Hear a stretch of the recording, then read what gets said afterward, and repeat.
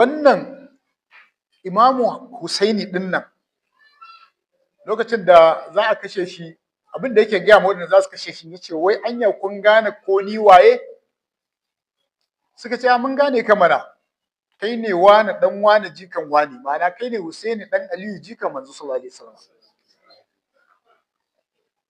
sai ce da alamun dai baka fahimce ni da kyau ba yace to in ma dai kun gane ni iyaka ganin ku barin kara muku ni ne fa wanda manzo sallallahu alaihi wasallama ya gaya ma Jibrilu yace Jibrilu kafin ya gaya ma Jibrilu ya gaya wa Allah yace Allah ka shaida wa billahi minash shaitanir rajim bismillahir rahmanir rahim salatu wassalamu ala ashrafil mursalin sayyidina maulana muhammadin الفاتح الخاتم وعلى آله حق قدره وامتداره العظيم سبحان ربك رب العزة عما يصفون وسلام على المرسلين والحمد لله رب العالمين وبعد يوم السلام عليكم ورحمة الله تعالى وبركاته muna gode wa Allah madaukakin sarki da ya nuna mana wannan lokaci wanda kamar yadda kullum muke faɗi ni'imomin Allah suna ta ƙara yawaita a gare mu tun daga lokacin da Allah subhanahu wataala ya kawo mu duniya muke ta samun ni'imomi daban-daban ɗaya bayan ɗaya wannan bayan wannan kuma alhamdulillah yanzu gashi muna wata na biyu a cikin watannin musulunci na sha faɗa nan nake cewa ya zama wajibi ga kowane musulmi wato ya rike sunayen watanni na musulunci amma mun fi rike sunayen watanni na yahudanci wanda kusan da su ne yanzu rayuwar take tafiya da su kawai zaka ga ana faɗi watan da ya wuce watan farko a sabon shekara shine almuharram to bayan almuharram yanzu mun shigo safar to Allah subhanahu wataala a cikin nimominsa da yake ta mana tun daga lokacin da ya kaji halittar mu na yan adam Allah subhanahu wataala ya fara yi mana ni'imomi ya gaya mana babban ni'iman da ya mana shine aiko manzo sallallahu alaihi wasallam a cikin mu yana cewa laqad manna Allahu 'alal mu'minina iz ba'atha fihim rasulan min anfusihim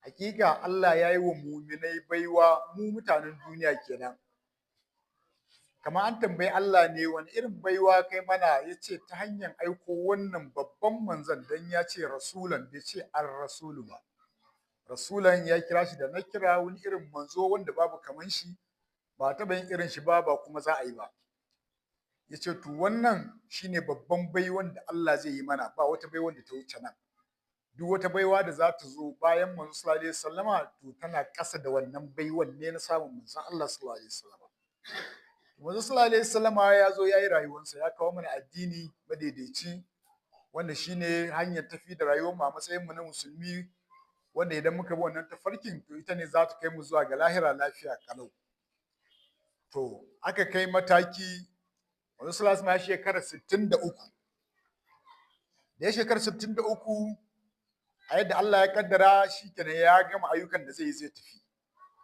mutane suna ganin yau idan manzo Allah ya tafi kuma shikenan addini ya kare sai ya ce a'a sai ya faɗi wani hadisi sai yana cewa ni tarikun fikum ma in tamassaktum bihima lan tadillu abadan yace kar ku damu ko na tafi zan bar muku abu guda biyu idan kuka riko da abu guda biyun nan har abada ba za ku bata ba har abada da ya tashi magana sai muka ji ya ce alquran wa itrati ahlul baiti zan bar muku alqur'ani duk wanda ya riko da alqur'ani ba zai bata ba har abada in kowa ya bata to wanda ya riko da alqur'ani bai kamata ya ga ya bata ba sai nabi ya ce wa itrati ahlul baiti yace da kuma iyalan gidana wasu sallallahu ya faɗi wannan yace in kuka riko da biyun nan ba za ku bata ba to manzo Allah yana gama wannan ya faɗi wannan magana ba ta cikakken dadewa ba ya kaura ya bar duniya ya koma ga Allah subhanahu wataala yana komawa ga Allah subhanahu wataala aka yi riko da alqur'ani matakar riko kyakkyawar riko sayyidina Abubakar ya hawo ya kalifanci ya gama sayyidina Umar ya hawo ya kalifanci ya gama sayyidina Usman ya hawo ya gama sayyidina Ali ya hawo ya gama Imamu Hassan shi ma ya hawo ya gama to dama mun sallallahu alaihi ya faɗi mun dan shayin tarihin anan yana cewa al-khilafatu ba'di 30 aman summa takuna mulkan ba'da zalika summa takuna mulkan abidan kalifanci na gaskiya baya na shekara 30 za ta yi, daga nan za ta koma wato mulki na duniya, in hau in ce lalle in na sauka ɗana ne ko wani na kusanci na zai hau. Ya ce daga nan kuma ma za ta rikide ta koma mulki na zalunci, wanda ita ne muke ciki har yanzu na ƙarshen nan da manzo sallallahu alaihi wasallam ya faɗi. To shekara 30 da ya faɗi ta ƙare ne daga kan Imamu Hassan dan Sayyidina Ali. To daga nan sai ta koma mulkin duniya. To Muawiya ya hau tun kafin ya sauka ya dinga shishire yadda za a yi idan ya sauka ɗansa ya hau Yazid.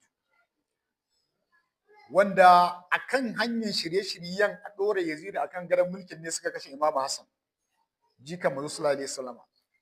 Yazidin ya hau, shi kuma yana hawa sai ya nuna baban nashi ma bai yi komai ba, domin shi ne yamma musulunci bannan da har yanzu ba ta kwatanta kamanta ba, wanda saboda muna abun ma har ba ma son ma mu tarihin abun, saboda ko kai wane ne su zuciyanka ta kare idan aka yi, wanda nan ne shi ne ya kashe Imamu Hussaini dan uwan Imamu Hassan din da iyalan gidan manzon Allah su wajen 80 da wani abu, har da jariri a ciki. To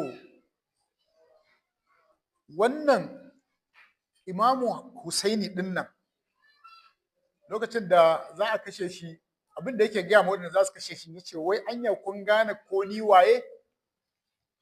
Suka ce mun gane ka mana, kai ne wani dan wani jikan wani, ma'ana kai ne Hussaini dan Aliyu jikan manzo sallallahu alaihi wasallam.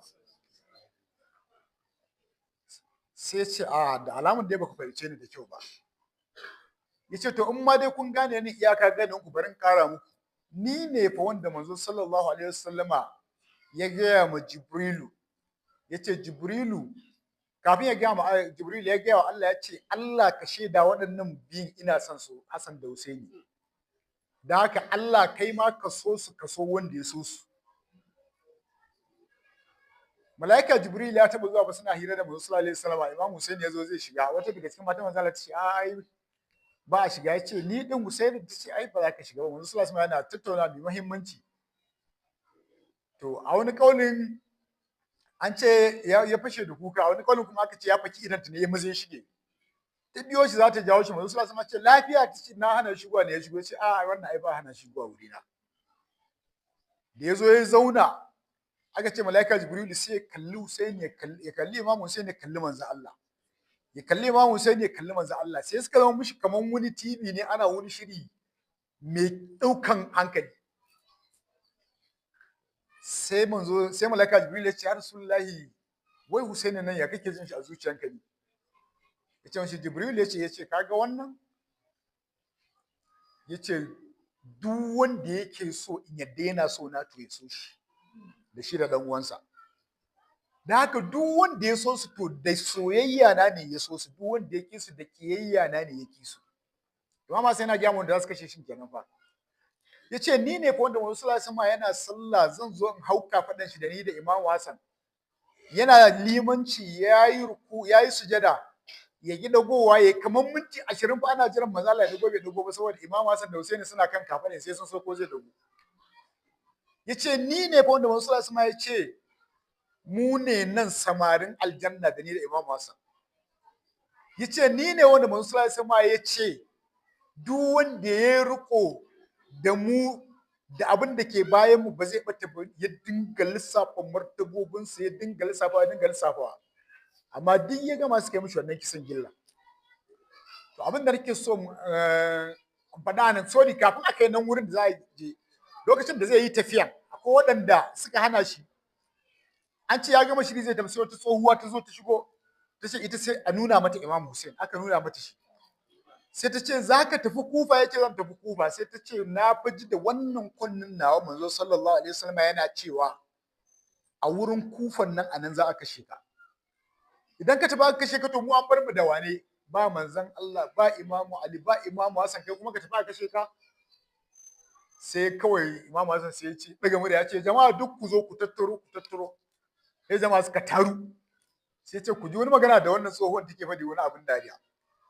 Ya ce maimaita, ta sake maimaita, ya ce kun ji ba, ta ce wai da wannan kundin na ci manzo Allah ya faɗi. Ya ce kuma wannan dattijon ba za ta faɗi ƙarya ba.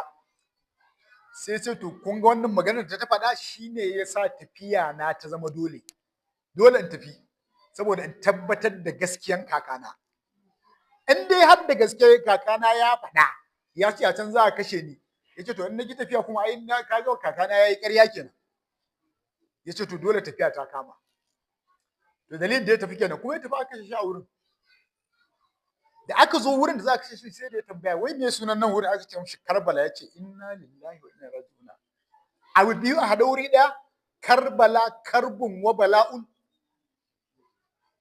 wa bala'un bakin ciki da bala'i suna wuri a sa mishi sunan bala'i har sau biyu karbun bakin ciki bala'in kuma kowa ya san bala'i to sunan wurin Karbala to sai ya ce min to ina ganin dai mu tafiya mai kila daga nan za ta tsaya za ta dakata to kuma dai aure aka kashe shi to abin da nake so in kawo mana anan shine idan har misali Imam Hussaini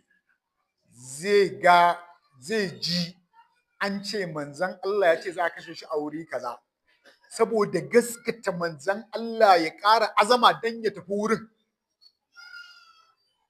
to mu da manzo sallallahu alaihi wasallam ya ce mana ga abu biyu idan kuka yi riko da su ba za ku bata ba me zai hana mu riko da su din in dai da gaske muna bin manzo sallallahu alaihi wasallam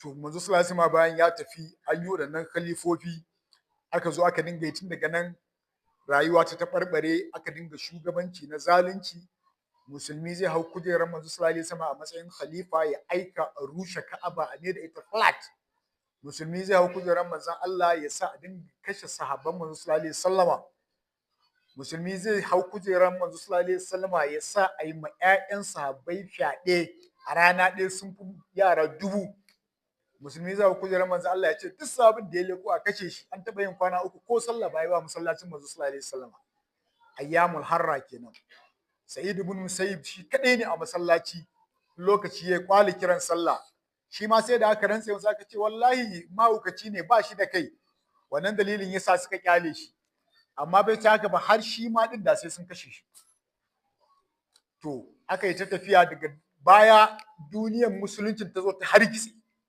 aka rasa makama ina za a kama to daga nan sai magana manzo sallallahu alaihi wasallam ta taso na cewa ahlu baiti wa itrati ahlu baiti din daga nan kawai sai jama'a aka fara neman ina iyalan gidan manzo Allah suke aka fara niwa kawai a fajajan kowa yana neman inda zai rike kuma manzo sallallahu alaihi wasallam ya taba yin wani magana yana cewa ahlu baiti kasafinati nuhin man ta'allaka bihim naja yace ni iyalan gidana kaman jirgin annabi nuhu ne a zamanin annabi nuhu an yi ruwan tufana wanda duk duniyan nan sai da ta shafe da ruwa duk wani dogon gini ko dogon bishiya ko dogon wani abu sai da ya zama na duniyan ba abin da ke gani sai ruwa to babu wani wanda ya tsira a wannan tufanan sai wanda ya hau jirgin annabi nuhu in ka hau jirgin annabi nuhu ka tsira domin qur'ani ma ya bamu labari hatta dan annabi nuhu na cikin sa annabi nuhu sai da ya kira shi yace ya bunayyar kab ma'ana kai dana ka zo ka shiga jirgin nan tare da mu yace mishi a'a baba sa'awi ila jabalin ya asmuni min alma yace ai ga wani dutse can zan je na kan shi shikenan na guje mu wannan ruwan yace mishi la asma lawa min amri rabbi yace wallahi yau kai wannan lamarin na ubangiji ba wani abin da zai tsare ka in ba shiga jirgin nan kai ba to daga baya ya ji ya mutu ma to sai manzo Allah ya ce karshen duniya ma za a yi sake yin wani dufanan amma ba irin na annabi nuhu ba shi na annabi nuhu dufanan ruwan sama aka yi ruwa ta sama ta ƙasa shi kuma wannan dufanan da za a yi karshen zamani manzo Allah ya ce za a yi dufanan zunubai ne abin da ake kira dufan wato abin da zai mamaye ya kewaye ko'ina ya mamaye ko'ina ya zama na babu inda za ka je baka gan shi ba da haka zamanin annabi nuhu babu inda za ka je a duniya babu ruwa ko'ina ka je a duniya akwai ruwa a zamanin annabi nuhu to mu kuma zamanin mu dinnan duk inda ka je akwai zunubi akan muka Allah an ce ko ɗaki ka shiga ka kulle yanzu ka shiga ɗaki yanzu ka kulle sai ka ɗauki zunubi a wannan zamanin ba wanda ya sai ce ya kubuta daga aikata zunubi a wannan zamanin. Manzo sallallahu alaihi ya faɗa mana yace za a yi dufana na zunubi. To jirgin annabi Nuhu a wannan lokacin sai manzo sallallahu alaihi ya ce iyalan gidana ne man ta'allaka bihim naja. Duk wanda ya dan fara da su to ya tsira. To a lokacin da aka wannan rikicewan kowa ya zama kaman wanda ruwa ya ciyo shi. Ana neman ina za a samu koda takobi ne a kama asira. Sai Allah subhanahu wata'ala sai ya kawo mana wasu daga cikin jikokin manzo sallallahu alaihi wasallam a lokacin suka yi shura guda biyu. Akwai Sayyid Abdul Qadir Jilani, akwai Shehu Ahmad Tijjani radiyallahu ta'ala anhu. Sai musulmi suka ta munna, sai wasu suka dinguma suka riki Sayyid Abdul Qadir, wasu kuma suka dinguma sai muka riki Shehu Tijjani radiyallahu ta'ala anhu. Kasancewan wani jikan manzo sallallahu alaihi wasallama shi kadai ba shi ke sa aje a ta'allaka wa mutum ba ko a dan fara da shi ba. Abin da za a kalla na farko me ya zo da shi, menene ya zo da shi tukuna. Maulam Shehu Ahmad Tijjani jika manzo sallallahu alaihi wasallama ne. Tsakanin shi da manzon Allah kanshi in za a kidaya a ce sunan shi Ahmad Tijjani, sunan shi Ahmad Shehu Ahmad Tijjani dan Muhammad dan Salim dan kaza za a samu mutum kwata-kwata ba su wuce 27 ba zuwa ga manzo sallallahu alaihi wasallama. Kuma Allah subhanahu wataala kamar yadda yawa manzon Allah shi manzo sallallahu alaihi wasallama ya zo duniya ma bai da mahaifi saboda Allah yana so ya nuna maka idan ya nufi aiwatar da abu baya bukatar taimakon kowa. To amma sai da ya buwayi duniya wanda har yanzu akan addinin sa muke shi kadai tal. Wannan Shehu Ahmad Tijjani ya zo duniya ya tarar da iyayensa suka dora shi a turba mai kyau ya tashi cikin ladabi. Abinda ba a saba gani ba yana dan shekara 7 sai ya dace Alqur'ani wanda a zamanin manzo sallallahu alaihi wasallama sahabban da idan aka saukar da wahayi a cikin su ne ake samun masu rubuta wahayin su rubuta ayoyin Qur'ani. Idan manzo Allah ya tambaya a wannan satin mun samu ayoyi ne sai ya Rasulullahi mun samu ayoyi kaza ga su. Amma duk a lokacin da wanda suka hadace Alqur'ani a zamanin manzo sallallahu alaihi wasallama to ba su kai mutum 30 ba. Kuma dukkan su manyan mutane ne. Amma sai gashi Ahmad Tijjani a dan shekara 7 sai ya hadace Alqur'ani. Kuma irin haddan da in yana bacci ka buge shi yana farkawa ka ja aya ɗaya zai ɗauki gaba har sai ya kai ƙarshe. Daga nan sai ya fara neman ilimi. Ashe abin da Allah yake so ya nuna mana kowace mutane ta'rifuhum bisimihum. Kowace mutane da alamunsu wanda zaka dinga sanin su da shi. To su alamun yan Tijjaniya shine duk inda yan Tijjaniya suke ka tarar akwai mai karantar da ilimi a cikin su ya Allah a gida ne ko a unguwa ne ko a gari ne. To sai ya zama na iyayen suka karantar da shi ya haddace Alqur'ani ya fara karatun ilmoma duk irin su izi ishmawun nan ahalarin nan kawaidi iziya risala ya karanta su har sai da ya kai irin su mutasar. Sai da ya zama ya kai matakin da a karatun fiqhu akwai inda in ka kai malami ma yakan salme ka ce to ai daga nan kuma shikenan kai ma ka zama malami. A bangaren lugga akwai littafin da in ka kai malami sallaman ka yake yi. A kowane bangare to sai da Shehu Tijjani ya kai boda na kowane bangare na wannan karatun. Daga nan iyayen suka yi masa aure. Bayan iyayensu sun masa aure a zamanin da ka san ana yawan annoba mu Allah subhanahu wataala yanzu ya taimake mu saboda yawan masu istighfari sun karu, yawan masu salatin annabi sun karu, yawan masu la ilaha illallah sun karu. Yadda haka sai Allah ya dauke mana wasu daga cikin bala'o'i na irin annoba da ake din nan. Da zaka ga annoba ta taso gari a kama rashin lafiya iri daya a dinga mutuwa kuma haka za a tsaya ba magani sai da Allah ya ga dama ya dauke. To yanzu sai Allah ya rage mana. To a zamanin Shehu Tijjani sai aka irin wannan annobar rana ɗaya iyayensa duka biyun suka mutu suka rasu da mahaifinsa da mahaifiyansa gaba ɗaya suka rasu. Da suka rasu yana da mata ba su yi daɗewa bane sosai sun haifa da matan haihuwan da babu yawa sosai. To daga nan sai ya zama da shi hankalin shi yana kan ilimi ba zai iya zama haka kawai ba tare da ilimi ba. kamar yadda kasancewa mai kuɗi komai kuɗin da ya tara kullun ƙara son su yake yi yana ƙara buɗe hanyoyin samun su to haka ma mai ilimi komai ilimin da mutum ya tara kullum burin shi ya ƙara wani malami yana magana yana cewa wai kullum ka dinga neman ƙarin ilimi ko da harafi ɗaya ne kullum ya zama na ka ƙara ilimi ko da harafi ɗaya ne kullum to shi Ahmad Tijani sai ya ga cewa kai shi ilimin bai ishe shi ba haka sai ya zauna da matan sai suka zama dama musulunci ya tanada akwai abin da ake kira wato za ku iya zama da matan ka ce mata to tsakanin Allah aure tsakanin ba zai yiwu ba ina da bukatu kaza wanda ba zan iya tafi da shi ba na ce zan tafi da shi game da aure zan cutar da ke ka ɗauko wani abu ka bata da ihsani ana ce mishi mut'atu ka bata wanda zai kwanta mata da hankali sai ka sake ta cikin kwanciyar hankali dama Qur'ani ya ce fa imsakun bi ma'rufin aw tasrihim bi ihsani to sai suke wannan ya bata makudan kuɗi ya sallame yayi mata shi kuma sai ya fita neman ilimi a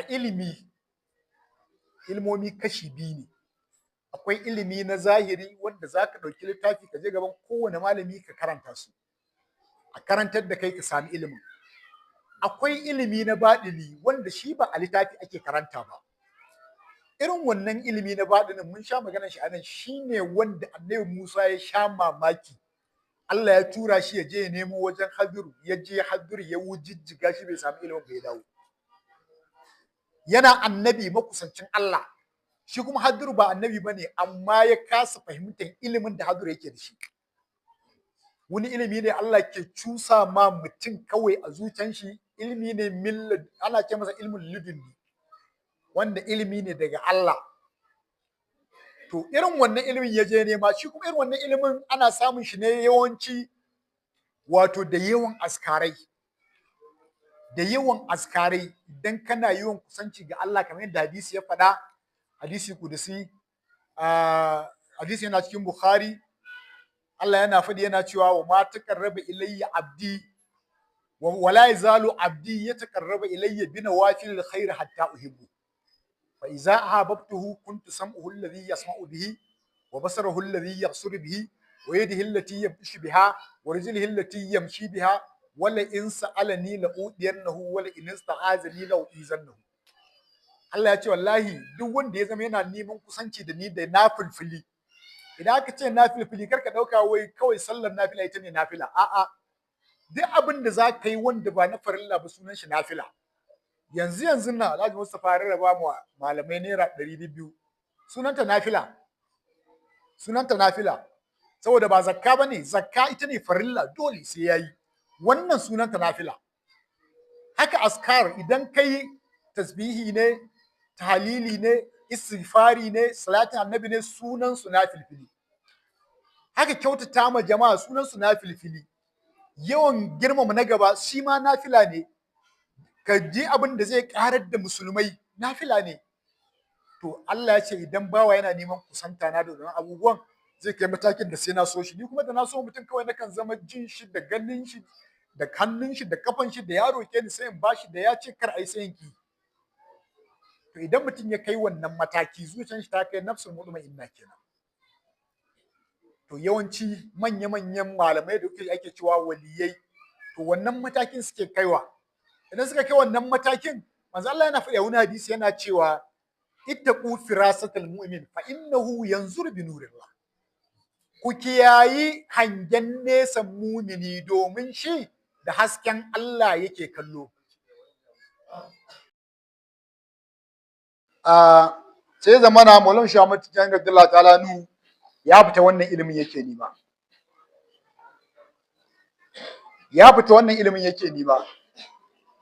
to yayi zama a garuruwa daban-daban wajen manyan malamai manyan shehannai to su waliyai wato idan suka kama hanyar neman ilimi sukan kai so sai sun kai matuƙa ne me matuƙan shine sai sun sadu da malamin malamai na duniya da lahira shine manzo sallallahu alaihi wasallam Maulana Shamat Tijani sai dai sadu da manzo Allah ido da ido yace mishi ya Rasulullahi mutane suna ta cewa wai ni ina daga cikin jikokinka da gaske ne manzo sallallahu alaihi wasallam ya gaya mishi anta ibni haqqun anta ibni haqqun anta ibni haqqan so uku yace kai ɗana ne da gaske kai ɗana ne da gaske. Ka san su larabawa ba sa cewa jika na, ɗaya suke cewa.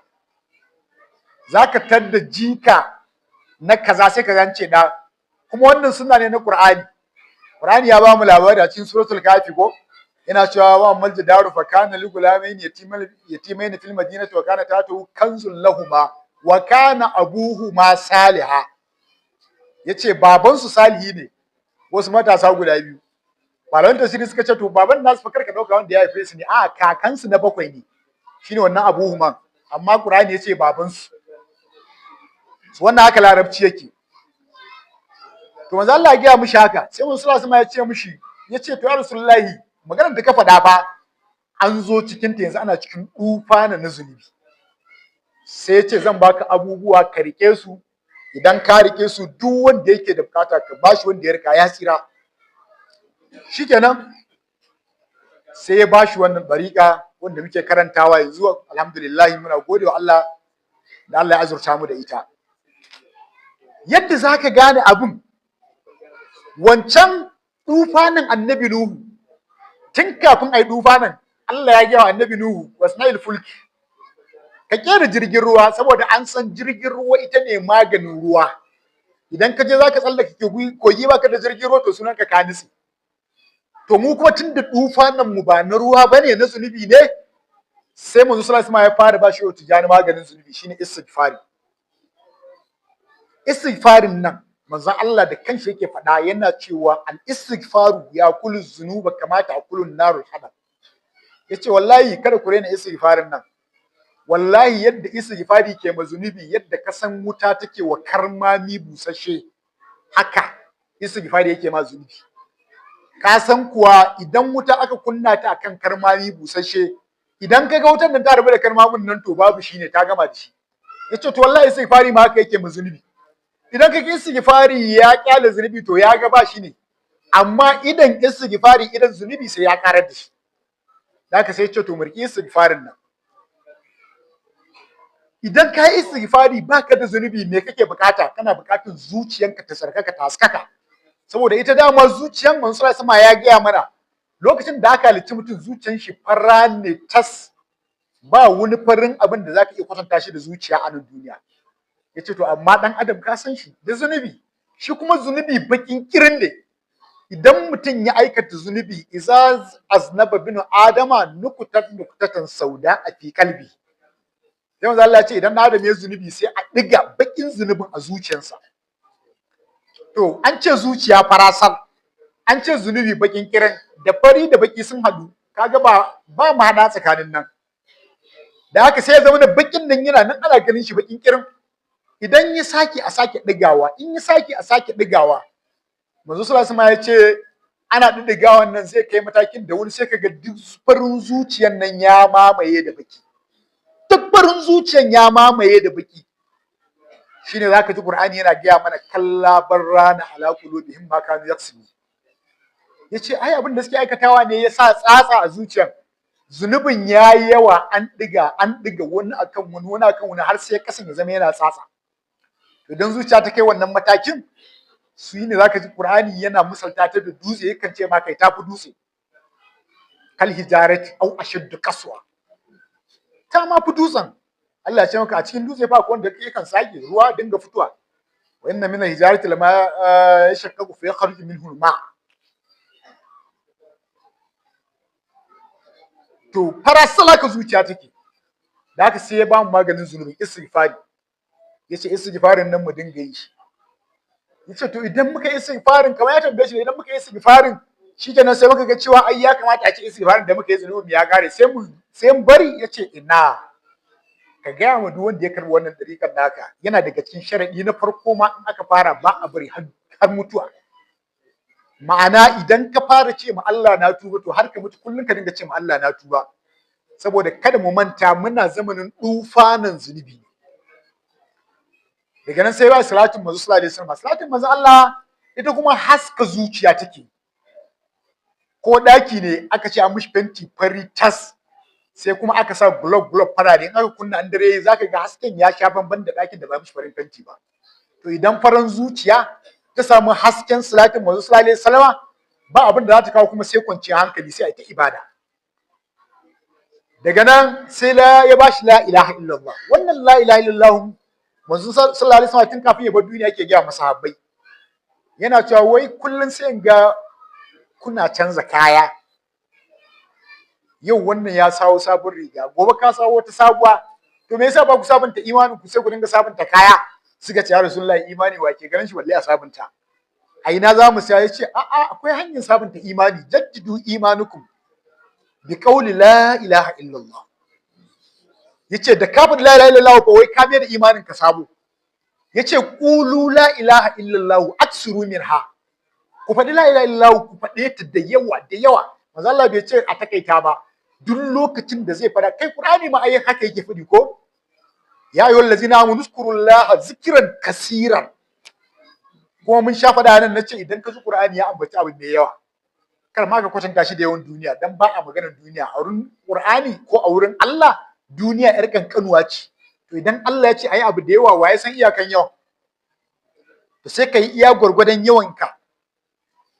Waɗannan abubuwa guda biyu, istighfari, salatin annabi, la ilaha illallah, shine wallahi shi Ahmad Tijani zo mana da shi. Abin da yasa na kawo wannan maganan, wannan wata da muke ciki a shine aka haifi shi Tijanin fa radiyallahu ta'ala anhu. A wannan wata aka haife shi. Kuma kamar yadda na faɗa ɗazu, ka san rana in ta tashi faɗi ba kawai ta kan faɗi ne jib kaman ka ɗauki dutse ka yadda shi ƙasa ba a ga duhu, a'a tafiya take. Za ga haske na raguwa, haske na raguwa, haske na raguwa har sai an kai matakin da za a kunna fitila. To shi ma tafiyan manzo sallallahu alaihi wasallam haka ne. Manzo Allah ya tafi, Sayyidina Abubakar suka hau ba su kai manzo Allah ba, Sayyidina Umar ya hau bai kai Abubakar ba, Sayyidina Usman ya hau kas haka abin yana raguwa, hasken yana dan ƙara sashewa. Har sai da aka kai sabon manzo Allah duka san ƙare ana tunanin shikenan kuma za mu shiga cikin duhu. Sai kuma waɗannan waliyan suka taso. Kafin su Tijani an yi wasu waliyan wanda akwai irin su Yahya ibn Ma'in, irin waliyan da idan kai alula ruwan yana tare anan, wallahi idan ya zo ruwan alula ba in ya gani zai faɗa ya ce wannan, saboda ka san manzo Allah ya ce duk wanda ya alula idan ka wanke hannun farkon nan, to duk zunubin da ka taɓa da hannu to ya zuba da wannan ruwan. Idan ka kuskura baki, duk zunubin da ka yi da baki kana zubar da ruwa to ya zuba har da wannan zunubin. Wallahi wannan wali idan kai alula ya zo zai iya gaya maka ga ruwan zunubin baki, ga ruwan zunubin hannu, ga ruwan zunubin shafan kai, ga ruwan zunubin kafa. A ruwan ba da kai alula ka tashi ka tamma wallahi zai iya fayyace maka. Saboda ka gane cewa wato in aka ce waliyan Allah wai suna ganin wani abu ne sai ƙarya ba wani wali, a'a ba gaskiya bane. Ba gaskiya bane. Ko a waliyan duniya ma ai akwai. Zaka rayu kana neman kuɗi tun kafin kai aure ba kai kuɗin ba, ka haifi ɗa ya taso yayi kuɗin da tun da kake baka taɓa ganin su ba a rayuwarka. Wannan ba walicin duniya bane? Shi ya ga abin da baka gani ba na hanyar samun kuɗin. Kai ka ga wanda ka gani ka baka samu ba, shi ya ga wanda baka gani ba ya biya samu. To haka waliyai na Allah su ma haka suke. Wallahi a ruwan alula zai fayyace maka wannan ruwan zunubin kaza ne, ga ruwan zunubin kaza daga nan zuwa nan, daga nan zuwa nan na kaza ne. To har aka zo kan cewa mata Tijani radiyallahu ta'ala sai ya zama su kuma wani abu, kowane wali da ka gani a duniya to yana kan kadamin wani annabi ne. So zaka ga karamominsa sun yi kama da mu'ujizozin wannan annabin. Wanda wai karamin takadiri. Shi Abdul Qadir Jilani shi waliyi ne wanda yake kan kadamin Annabi Isa. Yana daga cikin mu'jizar Annabi Isa, yana raye matattu. Annabi Isa mutum zai rasu a sa shi a kabari. Ya je ya kwala mai kira ce ku ga mun sunan shi, a ce wane, ce kai wane tashi, kawai sai ya ga mutum ya taso. To Sidi Abdul Qadir ma haka yake yi. Za a ci kaza a tattara kashin ya bugi kashin kaga kazan ta tashi. Irin karamansa, irin mu'jizar annabinsa. Shehu Tijani radiyallahu ta'ala yana kan kadamin manzo sallallahu alaihi wasallam. Da haka shi kuma karamansa irin na manzo Allah ne. Manzo Allah da ya tashi zuwa sai ya zo mana da Qur'ani, ita ce babban mu'jizansa. Ya kuma tsaya tsayin daka akan Qur'anin nan. Saboda me? Saboda ma farratna fil kitabi min shay'in. Babu wani abu na duniya da na lahira da ma wanda ba shi a duniyan ba shi a lahiran, wallahi yana na cikin Al-Qur'ani. idan ka sani ka sani, in baka sani ba baka sani ba, amma yana nan a ciki. So da haka muradin manzo sallallahu alaihi wasallam al'umma su kawai su shiryu. Da haka shi ma shehu Tijjani da ya zo muradin shi almajiransa su shiryu. Na farko ga istighfari, kar ka yadda ka zauna da zunubi. Manzo Allah yana cewa ma asarra man istaghfara. Duk wanda yake istighfari baya zama da zunubi. Na biyu kai ta yi wa annabi salati dan ka samu kyakkyawan kusanci da annabi. Aqrabukum ilayya manzilatan yawmal qiyamati aksarukum alayya salatan. Haka annabi ya ce wanda zai fi zama kusa da ni a cikin Qur'an tashin kiyama wanda ya fi min salati da yawa. Sai la ilaha illallah, manzo Allah subhanahu wataala yana cewa la ilaha illallah hisni man dakhala hisni amina min ikabi. Yace la ilaha illallah ai fada ta ce, duk wanda ya shigo fada na kuma ai ba shi ba azaba na.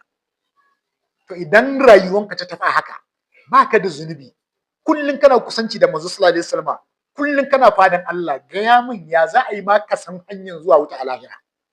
Wallahi ba za ka sani ba, ba za ka sani ba.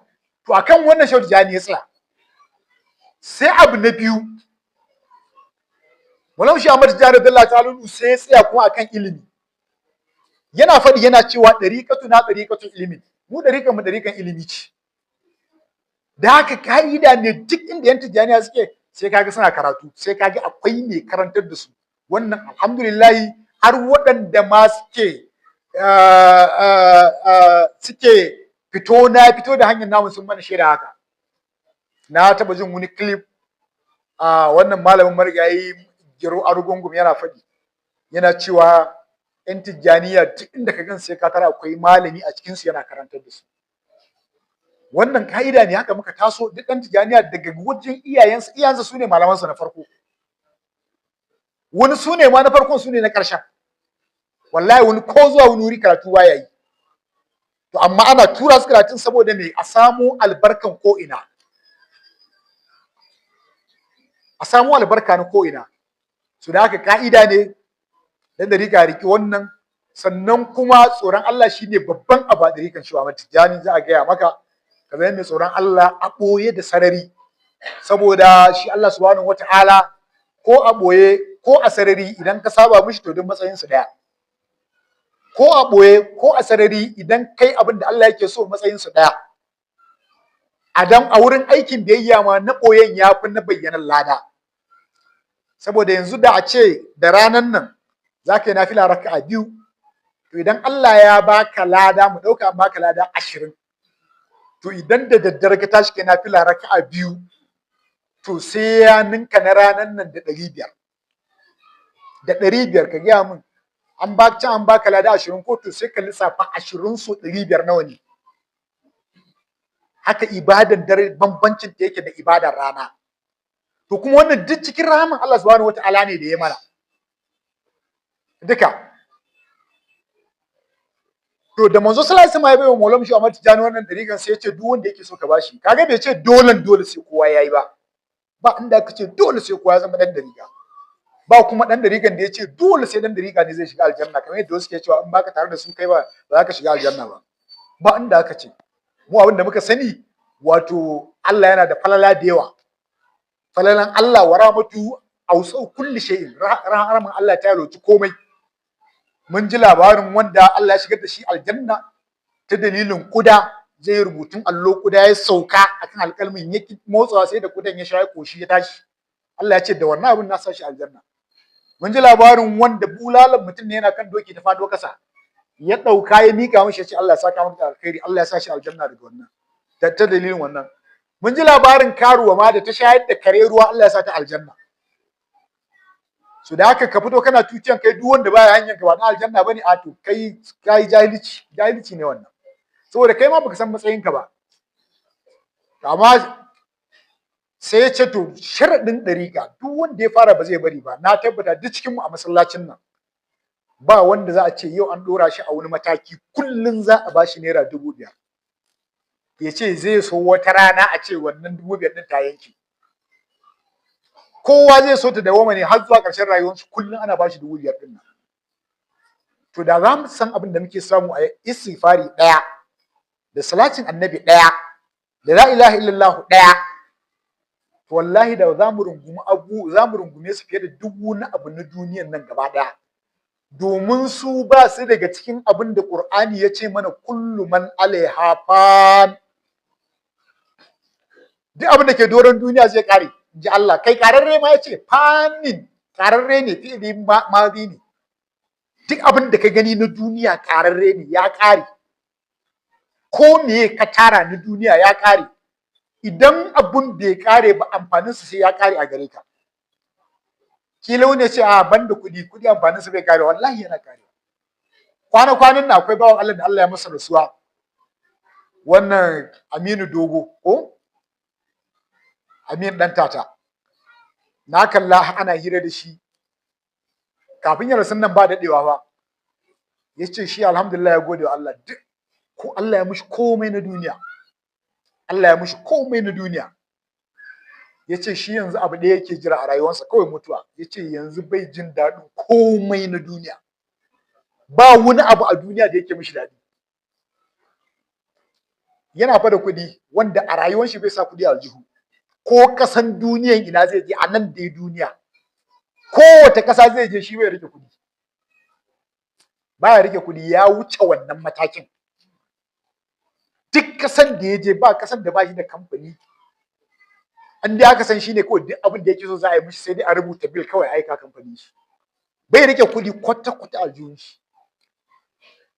To amma kaga abin da yace duk duniya yanzu ba abin da yake mai daɗi, komai bai masa daɗi. To kaga kuɗin ba su kare ba, amma amfanin su a gare shi sun kare. Da haka bai jin daɗin komai. Kaji da kanshi yana faɗi ya ce shi yanzu mutuwa kawai yake jira. Abin da ya ta maka da hankali, abokanan shi faso'in shi duk sun mutu. Duk wanda zai zauna ya hira da shi to ba sa'an shi bane.